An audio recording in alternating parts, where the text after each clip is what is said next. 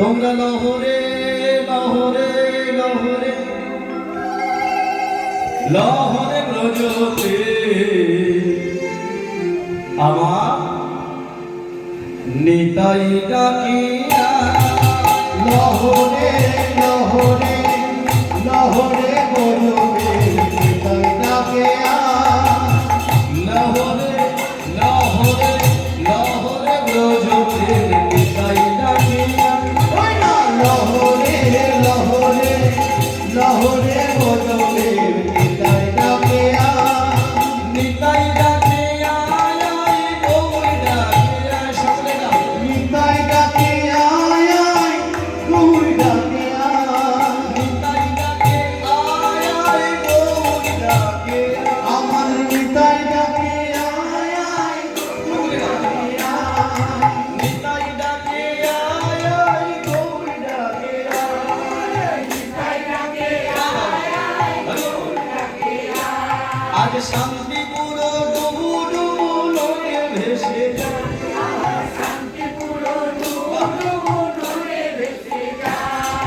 দুকুল ভেঙে বানাসিল গোরা চাঁদের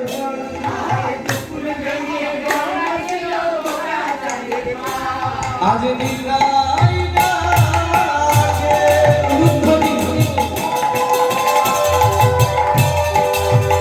আমাদের গৌর ডাকে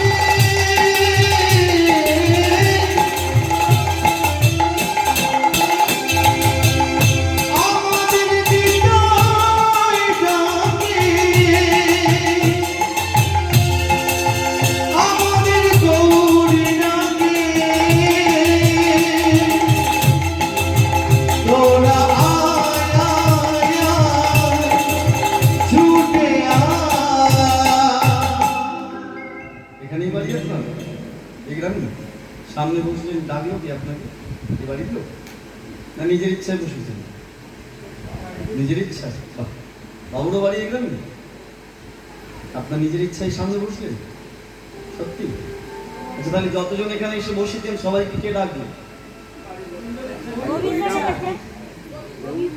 তাহলে বললেন নিজের ইচ্ছা হ্যাঁ তাহলে আমরা যতজন এখানে বসে আছি আমাদের ডাকলো কে হ্যাঁ এই বাড়িতে হরিনাম হচ্ছে আশপাশে অনেক নিমন্ত্রিত আছে কিন্তু সবাই এখানে আসেনি আসবে না আসতে পারবে না কেন একমাত্র নিতাইয়ের কৃপা যাদের হবে তারাই এখানে এসে বসবে আর যাদের হবে না তারা খেয়ে দিয়ে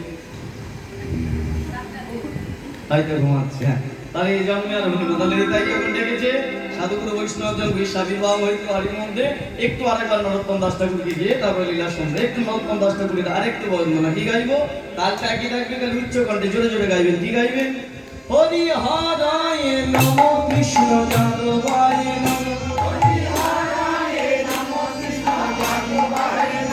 হরি হরায় নম কৃষ্ণ যাদবায় নম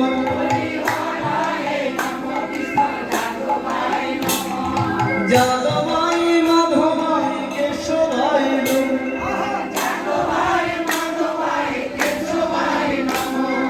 গোপাল গোবিন্দ রাম শ্রী মধুসূদন গোপাল গোবিন্দ রাম শ্রী মধুসূদন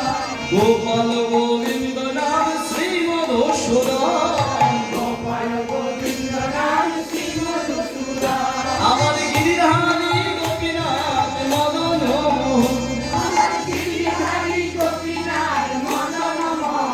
এইটুকুই তার নরোত্তম দাস ঠাকুরের একটা পূর্ণাঙ্গ পদাবলী যেহেতু গিয়েছি এবার একটু আত্মসমর্পণ করে আমরা গাইলেই সমাপ্ত হবে কিরকম আপনার নিচে আছে সবাই একটু ঢেকে দিলবে